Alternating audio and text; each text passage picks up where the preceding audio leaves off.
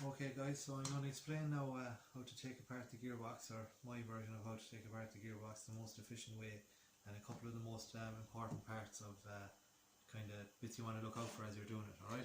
And we'll come back in on another video and do some measurements maybe, alright? So the first thing that I would do anyways is take off this fifth gear case in here, alright? And there's 3 bolts inside the bell housing. So there's 1, 2, 3 in there. So either or, but they have to come out anyways, and you won't get them out at the end without bits kind of falling everywhere. Alright, so we might start with them. They are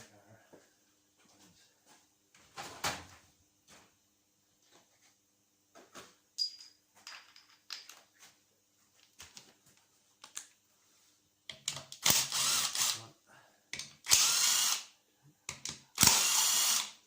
Now, you're not allowed to use a gun in the college, but I'm just doing it here for a bit of speed, or else I'll have to do an awful lot of talking. Alright, so mind your bolts now, put them all, keep them all together. All the bolts around the gearbox housing are the same size, so it doesn't matter too much if you mix them up, alright? But it's better to keep them together. Alright, so that's them 3, and next we'll take off this 5th gear housing here, alright?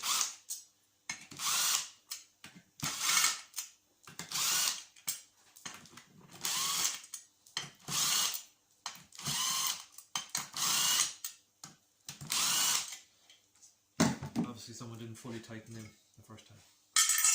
Alright, so that's alright. So next now we're going to take off this gear selector, alright? And to take off that, there's 4 bolts holding in this way, alright?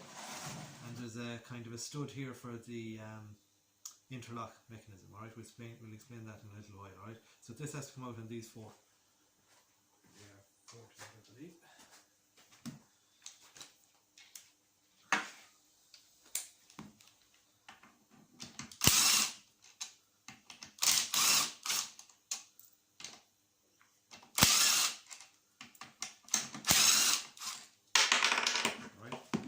So watch out now guys, I see people struggling trying to get this out. This will not come out unless you take out this first. Alright?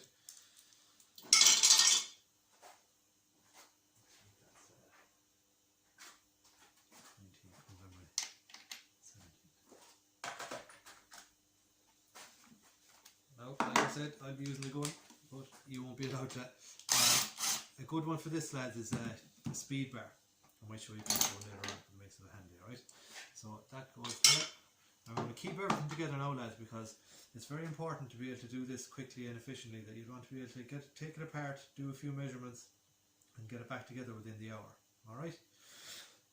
So next now we're going to concentrate on all the different bits and pieces that are kind of built into the housing around at this angle, alright? There's 1 or 2 very important bits, alright? So we can start here with these 2, right? And these are the detints. They call it detent device, D-E-T-E-N-T, alright? So it's basically a ball and spring, alright? That's the spring, right? And be careful of these now, guys, because the balls will go, the balls will roll off, like that one there now. The balls will roll off, right? So that's basically a ball and spring like that. Okay?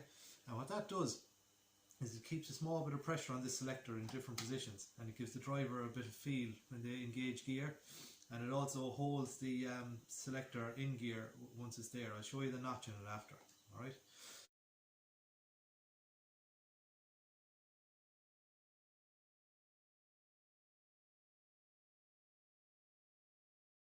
So we'll have to take out them 2. Now watch out, lads, if them balls go flying across the floor, you'll have a job to find them. Now these should be tight. Obviously the last person that did it didn't tighten them up. I think they're Allen keys, 6mm Allen keys for them. Just tilt the box. Right. So that's the 2 detints. Alright. So that's that.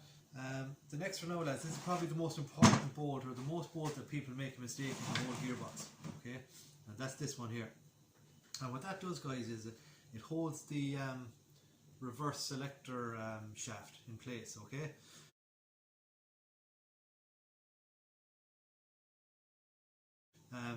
that should be probably the second bolt, or maybe third, within the first 5 bolts when you're putting the gearbox back together.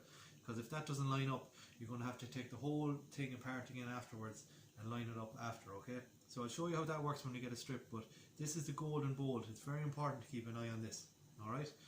And I believe that is a 12.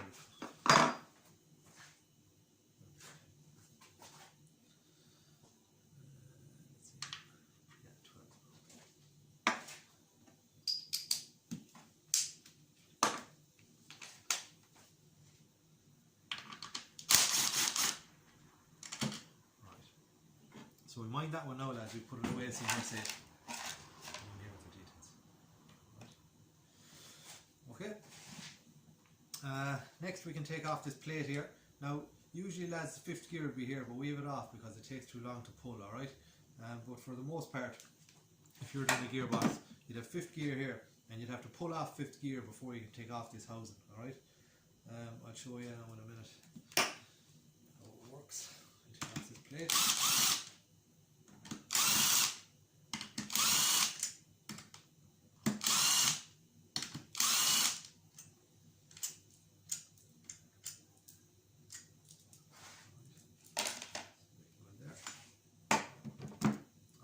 So what this plate here does, guys, is it stops this shaft from moving in that direction, alright?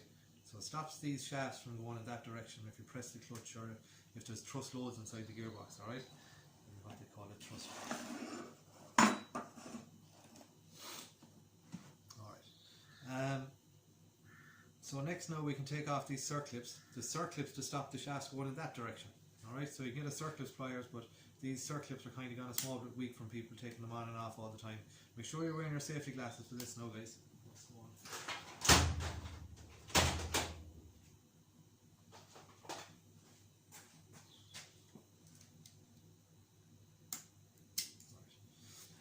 Watch now, you'll see as I pop out this circlip, this shaft will fall down a bit. See? Alright? So you won't get that circlip back in unless you can get that shaft lifted back up. Alright, that's important to note. I've seen guys struggling trying to get them in, but it just won't happen for you, alright? So we'll leave that there. And this one will also cause it to drop on this side.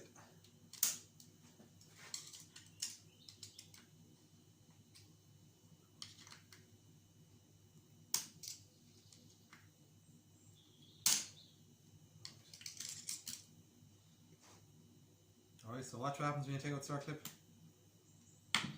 The shafts fall down, alright? So you will not get them circlips back in. Alright? A good tip for that, lads, if when you're trying to put them back in, I might do a rebuild video again if I get a chance, alright? Is to put a small bit of timber. If I have something. If you put a small bit of timber under the primary shaft here, in the bell housing, this primary shaft, if you put a small bit of timber under it, see, is it lined up? Yeah. Watch what happens now when I put the weight on. It lifts them shafts up for you. Alright, it makes it an awful lot easier when you're putting the circlips back on.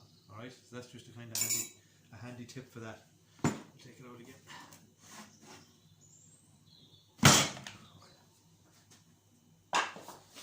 So we're going to concentrate on keep taking everything off around the outsides. There's a reverse switch here, okay? And that's what brings on your reverse lights when you engage reverse. Alright, so we put that in here along with the detents and that. All the stuff around the outside stays together. And there's a 6mm Allen key here. I think it's slightly stripped. Let's see.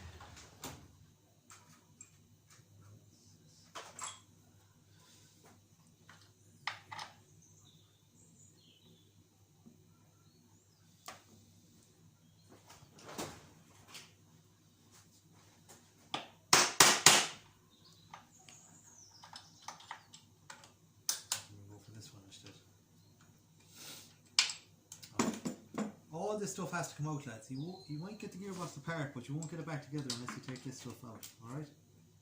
Another detent here. Alright?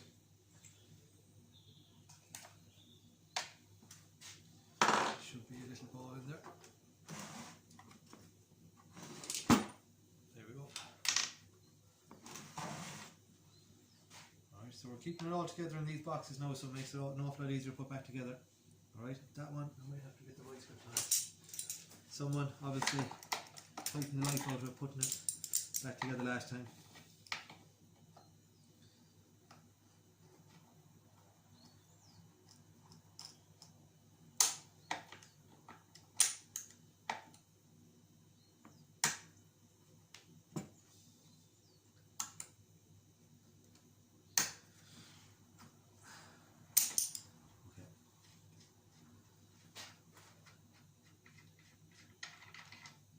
Alright, and that's another detent. You can see there's a spring inside it, but it's in one piece. Alright.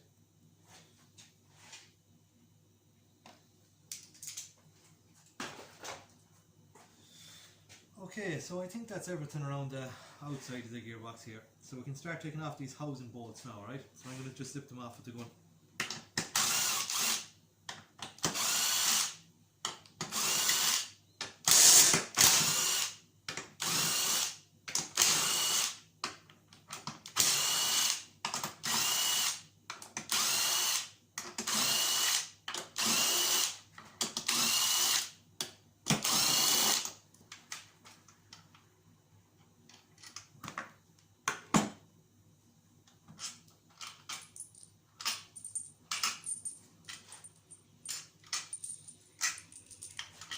All them together. Alright, I think that's everything now. So what we have to do now next, guys, is just give it a bit of a wiggle to break the seal between the bell housing and the gearbox itself, right? Yeah, you can see it separating here. And the good thing about it's been apart so many times, it should come apart quite easy. Bring it up even, alright? Should I? Need a screwdriver.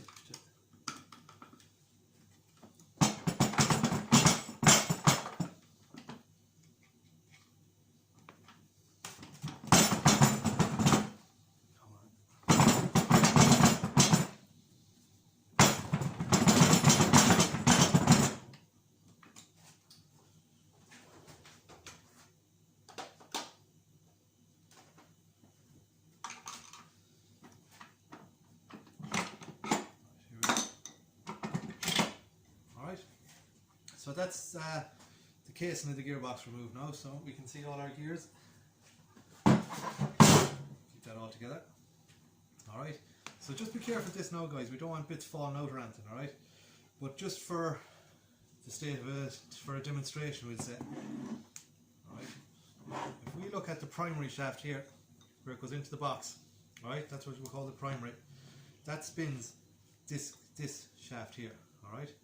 So all the torque coming from the clutch goes out into this shaft, alright? And that then transfers the torque into this shaft, alright? And this shaft transfers the torque into the final drive. So that's kind of the torque path, depending on which gear you pick, alright? And the other thing that we really need to know is super important, is which gears are which, alright? So since there's no fifth gear on this gearbox, we're going to just go from 1 to 4, alright?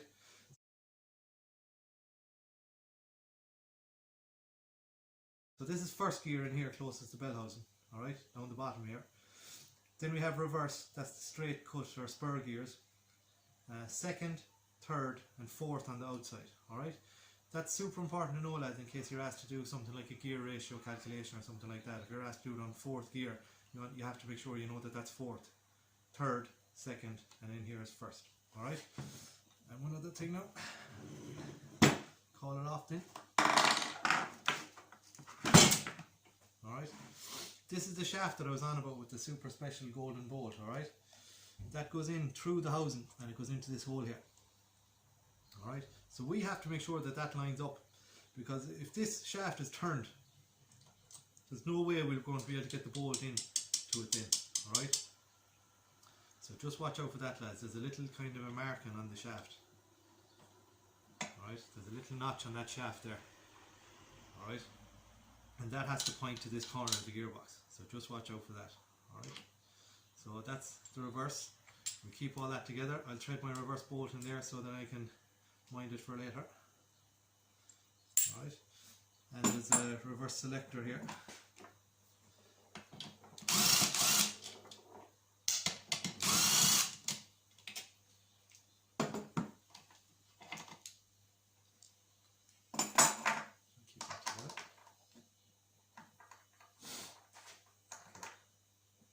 So the key now to taking out all this, these gear clusters, lads, is if you were doing this at home and you just had to pull a bearing or something like that, or if you want to keep it all together, a good idea to put a big cable tie right around so it all stays in one piece. Or if you're doing a bearing inside this in the differential or something, and you didn't want to kind of this falling apart or bits coming off it, it's a good idea to put a cable tie right around the outside. That keeps it all together. But for us anyways, we're going to have to take them apart. So you just grab the whole lot together. Alright, grab all the 3 selectors and the 2 shafts at the same time, alright? And you have to give it a good old bolt action. Alright.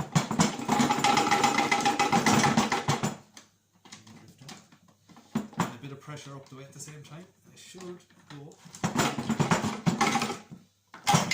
Alright. So that's our gear clusters and our selectors out in one piece. Alright. So if I was doing these bearings are just doing the job on the final drive, I'd cable tie all this together or tape it all together or something. It'll make it an awful lot easier to put back in and you won't be getting mixed up. Alright? Make a bit of space.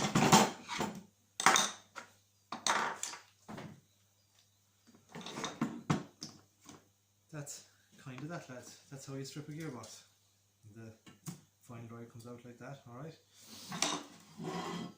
On this end of our primary shaft goes through here, okay? We have a roller bearings in here, alright?